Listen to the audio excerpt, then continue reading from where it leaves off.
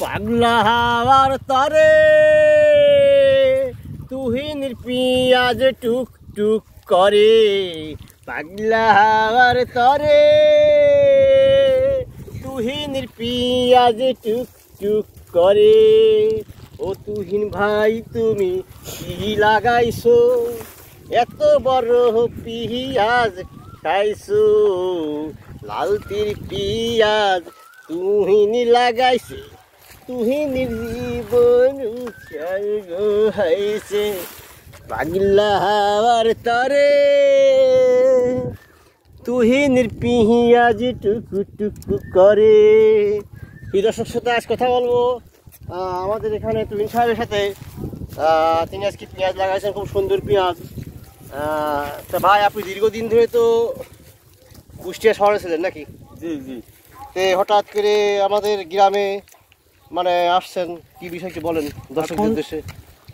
দেখলাম বাংলাদেশের সবচেয়ে যতগুলো কৃষি আবাদী ফসল আছে তার সাথে পেঁয়াজের আবাদটা দেখলাম খুব লাভজনক একটা ফসল। যেমন জাপান কৃষি সমৃদ্ধিশীল একটা দেশ, সেই জাপান আজকে পৃথিবীতে সেরা ধনী হয়েছে এই কৃষির উপর নির্ভর করে। তাই আমি মনে মনে চিন্তা করলাম, আমার দেশের বাড়ি যেহেতু আমার অনেক জায়গা জমি আছে, তা আমি ওই সমস্ত রাজনীতিবিদ আর ওইসব বাদ দিয়ে দিচ্ছি। আমি মনে করলাম নিজের কাজে আমি মনোনিবেশ করি, যে কারণে আমি যে পেঁয়াজ। আর বর্তমান যে মাননীয়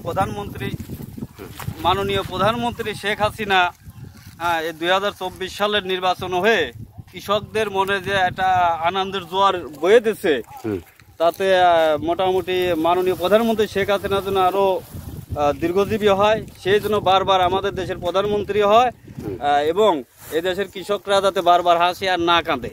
কৃষকরা এ যাবৎ আমি দেখে আসছি ছোটবেলা থেকে, প্রত্যেকটি কৃষক শুধু চোখে পানি আর পানি। কিন্তু এবারে 2024 সালে এই পেঁয়াজের যে বাম্পার, কৃষকদের মুখেও হাসি, মাননীয় প্রধানমন্ত্রীর মুখেও হাসি।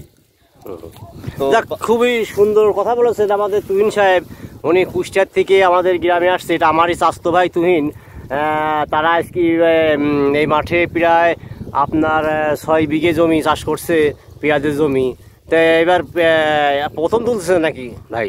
হ্যাঁ, আমি এই প্রথম শখ করে তুলতেছি। পেঁয়াজের দাম বাজার ভালো, যে কোনো মনে করলাম যে অগ্রিম কিছু বিক্রি করে দিই। ওই যেহেতু সামনে কাঁচা পেঁয়াজ তুলতেছেন কেন?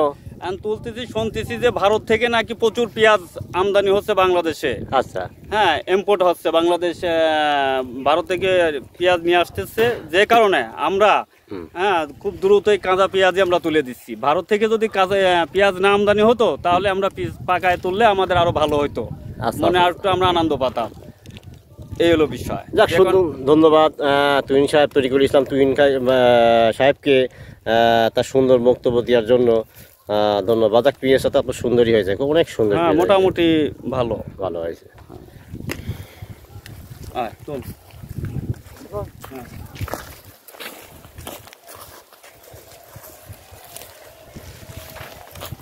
পরিশ্রম করে এবং সে সবসময় পরিশ্রমী ব্যক্তি আমাদের তুহিন সাহেব। কর্মকে সে কখনো ছোট ভাবে না, নিজেই দেখেন চলছে।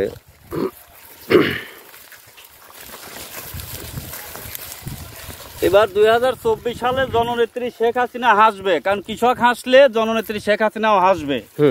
তো এবার মোটামুটি আমরা চাই প্রধানমন্ত্রী শেখ হাসিনা কিছু সারের দাম কমাক। যদি কিছু সারের দাম যদি কমায়, ওষুধের দাম যদি কমায়, তাহলে এই দেশ জাপান হইতে আর বেশি সময় লাগবে না। কারণ জাপানের চেয়ে আমাদের মাটি অনেক ভালো।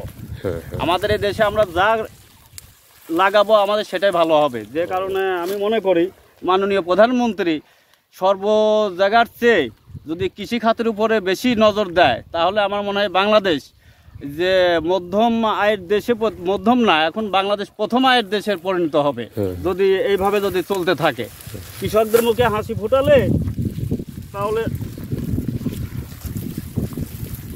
ধন্যবাদ তরিকুল ইসলাম তুহিন সাহেবকে সুন্দর বক্তব্য দেওয়ার জন্য। সবাই ভিডিওটা বেশি বেশি করে শেয়ার করবেন, লাইক করবেন, কমেন্টস করবেন, মতামত জানাবেন। আসসালামু আলাইকুম রহমতুল্লাহি ওয়া বারাকাতুহু।